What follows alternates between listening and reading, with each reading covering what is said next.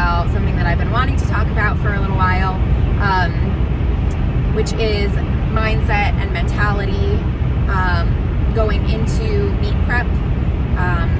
I'm prepping for nationals right now. I have quite a few friends who are going to nationals. I have clients who are competing in the next couple of weeks, April, May. We have a lot of meets going on in this area. So I wanted to just make a video talking about mindset, not only for meet day, for platform performance, but in the gym training day in and day out. One of the things that I admire most about some of my favorite strength athletes, especially my favorite female strength athletes, Kimberly Walford, Stacy Bama Burr, Shireen Marcel.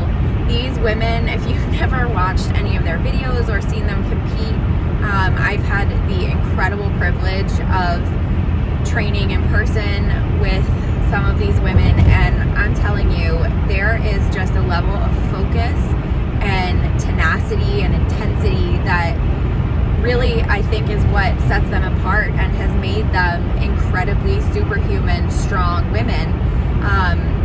Of course, there is work that goes into that. They didn't just wake up one day being, the strongest women on the planet, but they have this focus and this drive and this just this tenacious mindset of never ever allowing failure to be an option. If you haven't ever listened to Stacy Bama's podcast, The Champion Mindset, just disregard everything I'm about to say. Don't even waste your time on the rest of this video. Go listen to her podcast right now, because she's absolutely brilliant. She's incredible. She's the best in the world, and she knew she was the best in the world long before she had that total that said that she's the best in the world. And so I just think that's really incredible. I admire her so much. But what I want to talk about today is that mindset and that focus that you need to train just as much as you're training your musculoskeletal system. You need to train your mind and your mentality, your emotions, your heart, to be just as prepared mentally for the sport, for competition, for tough training days, for incredible training days, as you are training your body.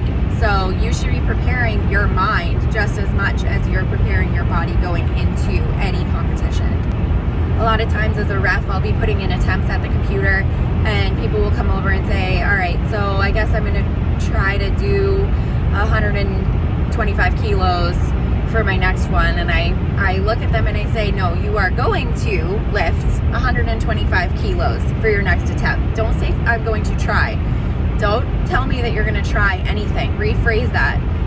You need to change the way that you are talking about. I always tell people, especially when I'm coaching or I'm handling on meet day, I will make a point to speak positively about every single attempt. I make a point to speak positively about every move that lifter is making, whether I'm talking to them or about them to somebody else, because I think that there's just so much power in that.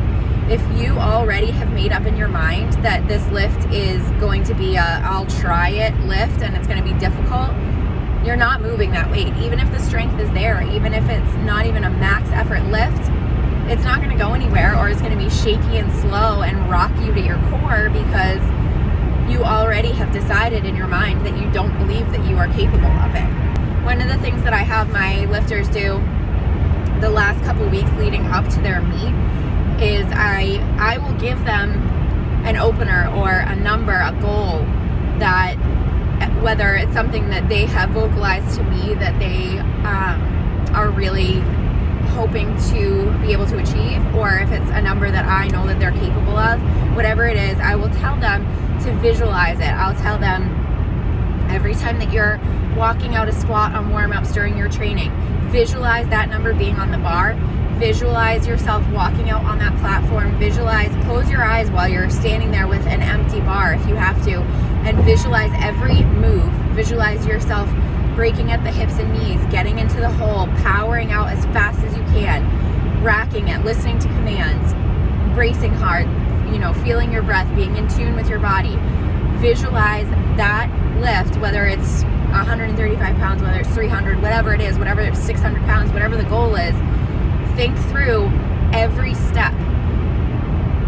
One of the other things that I have my lifters do, something that I do for myself, is that I will write on my bathroom mirror the number, whatever it is. Right now, since October, it has been the total that I'm going to finish with at Nationals in June. I've had that number written on my mirror since October. I look at it every morning while I'm getting ready. I look at it every night. I see it multiple times throughout the day. I am going to continue to obsess over that number until I achieve it on June 12th. I tell my lifters, the more that you expose yourself to that number, the more that you're thinking about that, the more that you're obsessing over that goal and really believing and affirming to yourself that that is what you are going to achieve, the sooner that you're going to accomplish it. It's not a matter of if, it's a matter of when. Stacy, Bama, Burr, I love Bama. I'm going to talk about Bama constantly if I'm talking about mindset, because she is champion mindset. But she talks about the word yet, how powerful the word yet is. And I think that's so accurate. It's not about a matter of if you are capable of it. It's a matter of when and how much work is going to go into it, and if you're willing to do what it takes. And this mindset that we're talking about is not only for the platform. This mindset should be the way that you train every single day. Because when you step on the platform, it's not like you're doing some brand new activity. You are literally just lifting in the same technique, with the same form, with the same routine that you practice every single day in the gym. So if you are not practicing in the gym with the same focus and clarity of mind and clarity of emotion that you need to perform well on the platform, you are really doing yourself a disservice. There are always going to be days in the gym where things feel terrible, where form feels off, where it just doesn't feel like it's there that day. Maybe the weight actually doesn't move, or maybe it just moves slower than you expected. Those days in the gym are absolutely one of the most essential things that can prepare you for sport and for competition, because if you allow those workouts to shake you, upset you, and make you so frustrated emotionally that you fly off the handle and you're, chucking your belt across the gym, or you're getting all upset about it, that you don't finish the rest of your workout and your back downs and your accessories and your mobility with the same intensity and focus and control that you normally would, you're wasting the rest of that workout. And what do you think is going to happen when you miss an attempt on the platform? You're going to fly off the handle just like you would when you're throwing a fit about a bad workout in the gym. If you're allowing a bad day of training to shake the rest of your day and upset you so much the rest of your entire day,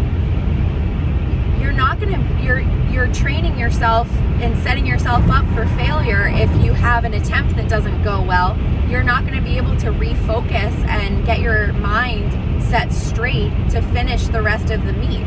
If you miss a squat attempt, you still have bench and deadlift to get through and finish a strong day.